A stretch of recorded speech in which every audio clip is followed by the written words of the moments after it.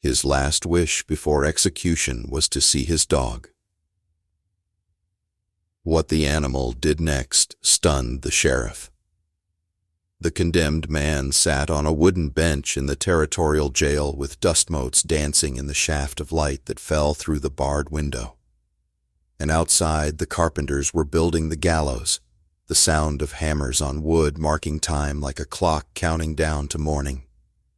His name was James Caldwell, and in 6 hours he would hang for a murder he swore to God and man he didn't commit. And the only witness who could have saved him had disappeared the night before the trial, vanished like smoke on the wind. And now there was nothing left but the waiting and the sound of those hammers building the instrument of his death. The jail sat on the edge of Redemption Flats, that same town where outlaws drank and desperate men made desperate choices. And James had been one of those desperate men, though not in the way they said, not in the way the jury believed when they took less than an hour to convict him of shooting a man named William Harding in cold blood over a land dispute. The sheriff, a man named McCready with gray whiskers and eyes that had seen too much, sat at his desk cleaning his rifle with an oiled cloth, and he'd been a lawman for 23 years, and he'd sent 11 men to the gallows, and he never enjoyed it, but he did his duty because that's what the law required, and the law was all that stood between civilization and chaos. The afternoon heat pressed down on the town like a physical weight, turning the air thick and hard to breathe. And somewhere a dog barked and chickens clucked in a yard, and life went on for everyone except James Caldwell, who was watching his last sunset through iron bars. If you love real Western tales where loyalty runs deeper than blood and truth hides in unexpected places, hit that like button and subscribe for more stories like this one. James had made one request that morning when McCready asked him about his final arrangements. Asked him if he wanted to see a preacher or write any letters or have any particular meal. And James had said none of those things. Said only that he wanted to see his dog one last time, wanted to see Ranger, the big yellow shepherd mix he'd raised from a pup 8 years ago when he'd found the animal half-starved on the trail. And McCready had looked at him for a long moment, and then nodded slowly, because in 23 years, he'd heard stranger requests, and because a man facing the rope deserved what small comfort he could get. Ranger had been seized when James was arrested, taken to a ranch outside town where a widow named Mrs. Patterson kept animals for people who couldn't, and James hadn't seen him in 7 months. 7 months of waiting in this cell while lawyers argued and judges ruled and the machinery of justice ground forward toward this inevitable morning. The deputy, a younger man named Caleb who wore his star like it was made of gold instead of tin, had objected when McCready told him about James's request, said it was irregular and potentially dangerous and against protocol. But McCready had fixed him with a look that made young deputies shut their mouths and said, "We're hanging him at dawn. We can give him an hour with his dog." And that was the end of the discussion.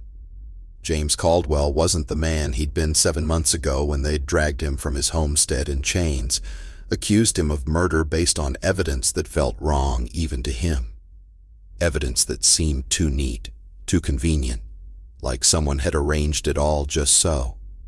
He'd been a rancher, not a wealthy one, but honest, working a piece of land northeast of town where the creek ran year-round and the grass grew thick enough to keep cattle fat.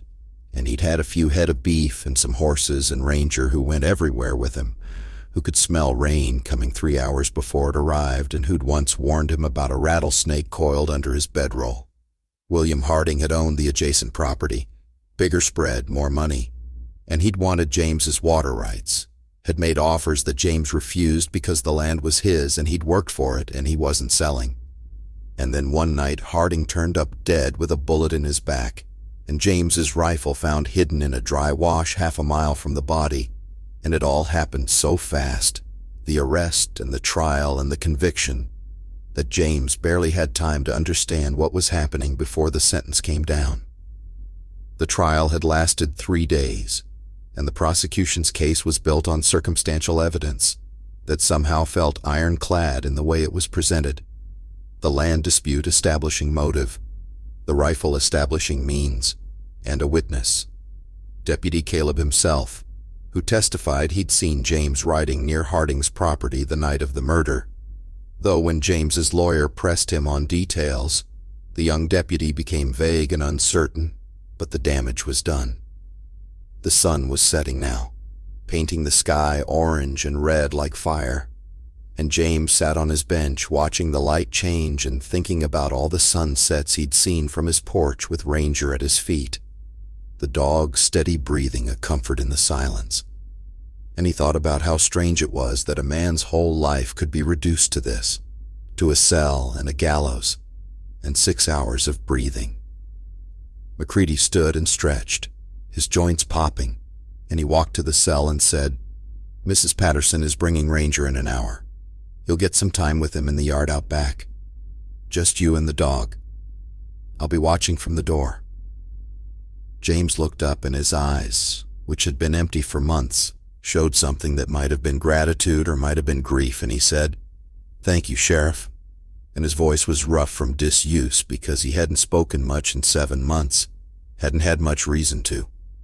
McCready nodded and walked back to his desk, and the silence settled again except for the hammering which had finally stopped because the gallows was finished, standing there in the town square like a monument to finality. The other deputy, a man named Garrett who was older than Caleb and quieter, brought James a plate of food, beans and cornbread and some coffee, and James ate without tasting it because food was just fuel now, just something to keep the body going through its final hours. An hour passed and then another, and the light faded from orange to purple to the deep blue of dusk. And then there was the sound of a wagon outside and a woman's voice and the jingle of a dog's collar. And James stood up so fast he felt dizzy. McCready opened the back door that led to a small yard enclosed by high adobe walls, and he gestured for James to come. And when James stepped outside into the cooling air, he saw Mrs. Patterson, a sturdy woman with gray hair and kind eyes, holding a rope leash attached to a dog who was pulling hard, straining forward, and the dog was Ranger, looking thinner than James remembered, but otherwise unchanged. The same yellow coat, and intelligent brown eyes and ears that stood half up. Mrs. Patterson looked at James, and her expression was complicated, pity and sadness mixed with something else, and she said, "He's been pining for you. Wouldn't eat right for weeks. I thought seeing you might help him understand." And she didn't say understand what, but everyone knew she meant understand that James was going to die. McCready nodded to her, and she let go of the leash, and Ranger lunged forward, covering the distance in 3 bounds, and James dropped to his knees in the dirt just as the dog reached him, and Ranger was making sounds, whining and crying sounds that didn't sound like any noise a dog should make. And James wrapped his arms around the animal and buried his face in the dusty fur, and felt the dog's heart beating fast and strong against his chest. For a moment there was nothing else. No jail and no gallows and no death sentence. Just a man and his dog reunited. Just the warm weight of the animal pressed against him and the smell of dust and sage, and something that was purely Ranger, purely home. James felt tears on his face and didn't care. Let them fall into the dog's coat while Ranger licked his ear and whined and pressed closer like he could crawl inside James's skin if he tried hard enough. And in that moment, James understood that this was worth it. Worth the waiting and the fear and the knowledge of what morning would bring, because at least he got to say goodbye. Got to hold his dog one more time and feel connected to the life he'd lived before everything went wrong. McCready watched from the doorway, his arms crossed, and his face was carefully neutral, but something in his eyes suggested he understood.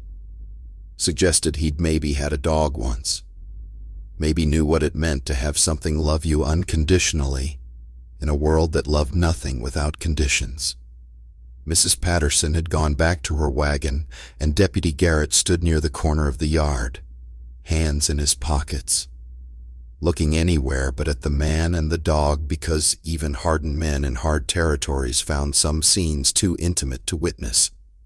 The stars were coming out now, pricking through the darkening sky like holes in a blanket, and somewhere in town someone was playing a fiddle, a lonely sound that matched the loneliness of the yard and the man who would die in it come morning. But then Ranger went rigid, his whole body turning to stone beneath James's hands, and the whining stopped and a low growl started deep in the dog's chest, a sound James knew well, the sound Ranger made when something was wrong, when danger was near. James looked up and followed the dog's gaze and saw Deputy Caleb standing near the gate, having just entered the yard. And Caleb froze when he saw the dog's attention fixed on him, and Ranger's growl deepened, became almost savage, teeth showing white in the dimness. James had never seen Ranger act this way toward anyone except a drunk who'd tried to rob him once outside a saloon. And that drunk had been carrying a knife and bad intentions, and Ranger had known somehow, had sensed the threat before James even saw it coming. Now the dog was sensing something in Caleb, something that made every hair on his back stand up, made him plant his feet and prepare to lunge. Caleb took a step back and said, "Control your animal." But his voice shook slightly and his hand moved to his gun belt in a gesture that was more nervous than threatening. McCready pushed off from the doorway and said, "What are you doing here, Caleb?" "I told you to stay inside." And Caleb said, "Just checking on things, Sheriff, making sure everything's secure." But he was backing toward the gate now, backing away from the dog who tracked his every movement with eyes that held something ancient and knowing, some understanding that went beyond human speech. James kept one hand on Ranger's back, feeling the tremors of suppressed aggression running through the animal, and he said quietly, "Easy, boy, easy." But Ranger didn't ease, didn't stand down, just kept growling and watching Caleb retreat through the gate. When the deputy was gone, McCready walked over and looked down at James and said, "What was that about?" James shook his head slowly and said, "Ranger doesn't growl at people for no reason, Sheriff. In 8 years, I never saw him act like that unless someone meant harm." And McCready's eyes narrowed slightly, and he looked at the gate where Caleb had disappeared and said nothing. But James could see the wheels turning behind those weathered features, could see the lawman's instincts starting to kick in. Mrs. Patterson came back into the yard and said, "I need to get Ranger back before full dark, Mr. Caldwell. I'm sorry." And James nodded and hugged the dog one more time, pressed his face into the fur and whispered, "Thank you, boy. Thank you for everything." And then he stood and Mrs. Patterson took the leash and led Ranger away, and the dog kept looking back, kept pulling against the rope, and his eyes held something that might have been confusion, or might have been understanding that this was goodbye, that something terrible was coming that he couldn't prevent. James went back to his cell and sat on his bench in the darkness, and thought about Ranger's reaction to Caleb, thought about the way the dog had known something was wrong. And he thought about the trial and the evidence and the young deputy's testimony about seeing him near Harding's property that night. The more he thought about it, the more wrong it felt, like pieces of a puzzle that someone had forced together, even though they didn't quite fit. He'd known Caleb for 2 years, ever since the young man came to Redemption Flats with his new badge and his eagerness to prove himself. And James had never had any trouble with him, never had any interaction beyond polite nods in town. But now he remembered something. Remembered seeing Caleb talking to William Harding outside the land office a week before Harding died. Remembered how they'd stopped talking when James walked past. How they'd watched him go with expressions he couldn't read. At the time he'd thought nothing of it, just 2 men conducting business. But now, in the darkness of his cell with death 6 hours away, he wondered if it meant something more. Wondered if Ranger's instincts had seen what human eyes had missed. McCready came to the cell an hour later and brought coffee, strong and bitter. And he sat in the chair outside the bars and said, "Tell me about your dog and Caleb." And James told him about Ranger's behavior and his own suspicions. And McCready listened with the patience of a man who'd spent decades sorting truth from lies. When James finished, McCready sat quiet for a long moment, smoking his pipe, the tobacco glowing red in the darkness, and finally he said, "Caleb testified at your trial. Said he saw you riding near Harding's property around the time of the murder." And James said, "I was home that night, Sheriff, working on my fence line. Ranger was with me the whole time." And McCready said, "No one to verify that but a dog." And the words hung heavy because they both knew a dog's testimony meant nothing in a court of law. But McCready was thinking now, really thinking. And he said, "Caleb was the one who found your rifle in that wash. Found it a day after the murder. Said he was just doing a thorough search of the area." And James said, "Mighty convenient, him finding it right where it would put me at the scene." And McCready nodded slowly and said, "Mighty convenient indeed." The sheriff stood and knocked his pipe against the bars, emptying the ash, and he said, "I'm going to ask you something, and I want the truth. Did you kill William Harding?" James looked him straight in the eye and said, "No, sir, I did not. I wanted his land deal to go away, but I didn't want him dead, and I sure didn't shoot him in the back like a coward." And McCready studied his face for a long time and then nodded once and said, "I believe you." And those 3 words changed everything, because a sheriff who believed in your innocence 6 hours before your execution was either a fool or a man who'd seen something that made him question the verdict. McCready left, and James heard him in the front office, heard voices, heard the sound of someone being sent to fetch someone else, and then more waiting in the darkness while the night deepened and the stars wheeled overhead and the gallows stood empty and patient in the square. An hour passed, and then footsteps, multiple sets, and McCready came back with Garrett and with Mrs. Patterson, who was holding Ranger's leash again, and the dog immediately started pulling toward James's cell, started whining and crying, and McCready said, "I'm bringing the dog in here. I want to try something." And he unlocked the cell and let Ranger in, and James hugged the animal again while McCready watched with an expression that was hard to read. Then McCready called out, "Caleb, get in here." And there were footsteps, and the young deputy appeared in the doorway. And the moment he did, Ranger's whole demeanor changed, went from joyful to aggressive in a heartbeat, the growling starting again, deep and menacing. And this time James let the leash go, and Ranger lunged forward, not attacking but positioning himself between James and Caleb, hackles raised, teeth bared, the message clear as words. Caleb took a step back and said, "What is this, Sheriff? Why's that animal here?" And McCready said, "That animal doesn't like you, Deputy. Doesn't like you at all. And I'm starting to wonder why." And Caleb's face went pale in the lamplight, and he said, "I don't know what you're implying, but I don't appreciate it." And McCready said, "I'm implying that maybe we rushed this conviction. I'm implying that maybe there's more to investigate." And Caleb's hand moved toward his gun, and Garrett's hand was faster already on his own weapon, and the young deputy froze.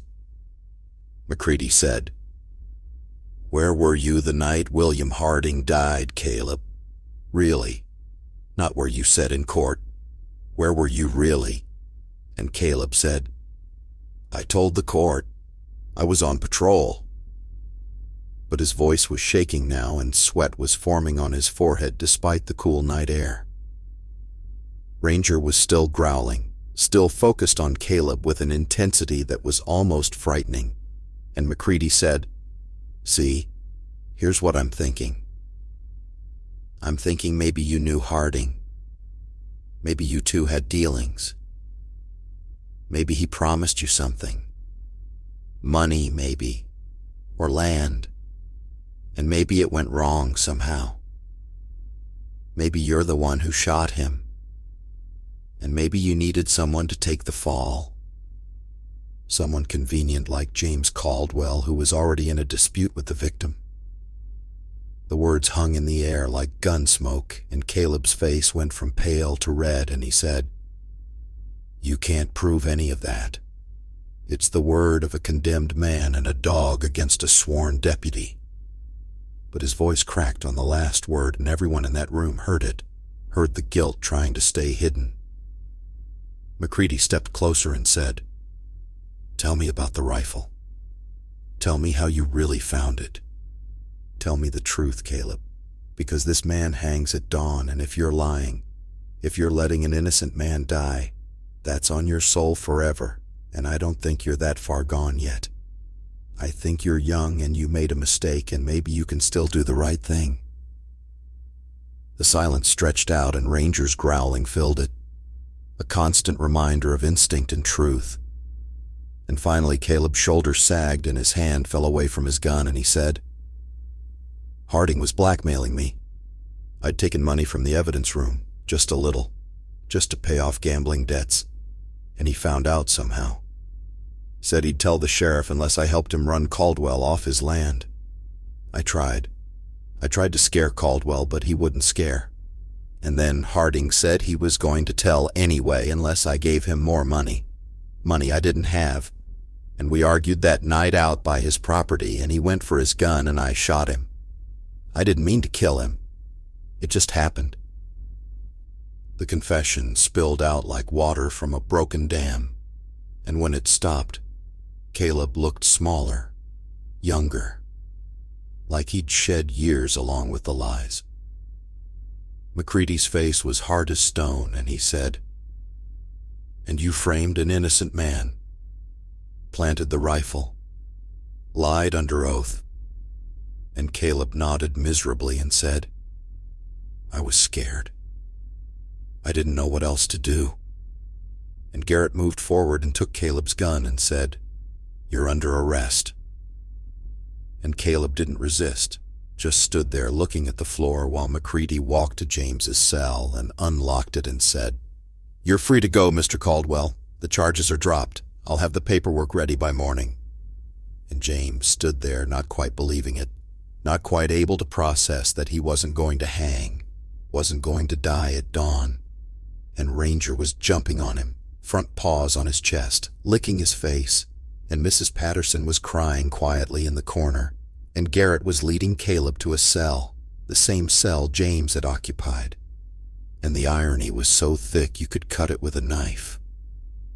James walked out of the jail with Ranger beside him, walked out into the night air that tasted sweeter than anything he'd ever known, and he looked up at the stars that seemed brighter now, seemed closer. And he thought about how close he'd come to dying for a crime he didn't commit. Thought about how a dog's loyalty and a dog's instinct had saved his life when human justice had failed him. The next morning, instead of hanging, James stood in the sheriff's office signing papers while McCready explained what would happen next, how Caleb would be tried for Harding's murder and for perjury and for planting evidence, how James would receive compensation for his wrongful imprisonment, though no amount of money could give back 7 months of his life. Word spread through Redemption Flats faster than wildfire, the story of the condemned man and his dog, and people came to see James like he was something miraculous, like he'd been resurrected from the dead, and in a way he had been. He went back to his homestead with Ranger and found it overgrown and neglected, the fence broken and the cabin dusty. But it was his, and he was alive, and that was enough. He spent days cleaning and repairing, working from dawn to dusk with Ranger always nearby. And slowly the place started to look like home again, started to feel like the life he'd lost was coming back piece by piece. The trial of Caleb brought more attention, More people wanting to know the story, and James told it over and over, always ending with the part about Ranger's growl, about how the dog had known what no human could see, had sensed the guilt and danger that Caleb carried, and people would nod and say that dogs knew things, that animals had instincts, humans had lost, and James would agree because it was true, because Ranger had saved his life in a way that defied explanation. Months passed and James rebuilt his life, bought more cattle and fixed his fences and worked his land, and Ranger grew older, the gray in his muzzle spreading, the stiffness in his legs getting worse. But the dog's eyes stayed sharp, and his loyalty never wavered. James would sit on his porch in the evenings with Ranger at his feet and watch the sunset, and think about that night in the jail, about how close he'd come to dying, about how fragile the line was between justice and injustice, between truth and lies. He thought about McCready, who'd listened to a condemned man and a dog when most lawmen would have dismissed them both. Thought about how one man's willingness to question the verdict had meant the difference between life and death. Caleb was convicted and sentenced to 20 years in the Territorial prison, and James felt no satisfaction in that. Felt only a hollow sadness that a young man had thrown his life away for money and fear, had been willing to let an innocent man hang rather than face his own mistakes. The story became one of those tales that people told around campfires and in saloons. The story of the dog who saved his master from the gallows, and with each telling it grew more elaborate, more dramatic, but the core truth remained the same. Loyalty doesn't need words, and animals sometimes see what humans miss. And justice is a fragile thing that depends on people willing to question and investigate and believe in something more than surface evidence. James never forgot that night, in the yard when Ranger had gone rigid and growled at Caleb, never forgot the moment when everything changed, when the dog's instinct had set in motion the chain of events that would save his life. He wondered sometimes what would have happened if McCready hadn't granted his last request, if he died without seeing Ranger, if the dog had never had the chance to reveal what he knew. And the thought made him cold inside, made him appreciate every sunrise and every breath and every moment of ordinary life that he'd almost lost. He became something of a local legend, the man who beat the gallows, and people would point him out in town and tell newcomers his story. And he accepted it with grace because he understood that his survival meant something to people, gave them hope that justice could prevail, that truth could emerge even from the darkest situations. Ranger lived 3 more years, and when he died, James buried him on a hill overlooking the homestead, buried him with his collar and a piece of rope from that night in the jail. And he carved a simple marker that said, Ranger, the dog who saw truth. And he visited that grave often, stood there looking out over the land he'd almost lost, the land he'd been given back because of loyalty that ran deeper than any human bond.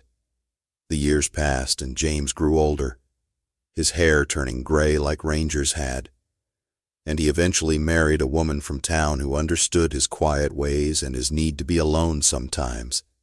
His habit of staring at sunsets like each one was a gift. And they had children who grew up hearing the story of their father and the dog who saved him. And those children told their children. And the story became part of the family history, part of the fabric of Redemption Flats. James never owned another dog after Ranger died because he felt that would be a betrayal somehow, felt that what he and Ranger had was unique and unrepeatable, a bond forged in desperation and sealed in loyalty, and he was content to remember rather than try to recreate. When he was an old man, sitting on his porch with grandchildren at his feet, they would ask him to tell the story again, and he would tell it the same way every time, leaving nothing out, emphasizing always the moment when Ranger growled at Caleb, the moment when everything pivoted, and he would end by saying that love doesn't need words and loyalty doesn't care about time or distance or even death, and that sometimes the truth comes not from a courtroom or a judge but from a dog who remembers, who knows, who refuses to forget. The cabin still stands, though James has been gone for decades now, and the land grows wheat like Thomas Webb's land would later, golden in the summer sun. And sometimes people visit looking for the grave on the hill, looking for the marker that says, Ranger, the dog who saw truth, because they've heard the story and want to see where it ended, want to stand where James stood and feel connected to something larger than themselves, something about justice and loyalty, and the bond between a man and his dog. And if you stand there at dawn when the light is just right, you can almost see shadows of what was. A man in a jail cell counting his last hours, a dog pulling on a leash desperate to reach his master, a moment of reunion that became a moment of revelation, a growl that changed everything, and 4 lawmen watching as truth emerged, not from evidence or testimony, but from instinct and loyalty and love that transcended the boundaries of species and speech. The gallows that was built for James Caldwell was torn down the week after he was freed. The wood used to build a schoolhouse, because the town decided they'd rather build something for the living than keep a monument to death. And that seemed fitting somehow. Seemed like the right way to mark what had happened, to take the instrument of injustice and transform it into something that served hope and future, rather than punishment and endings.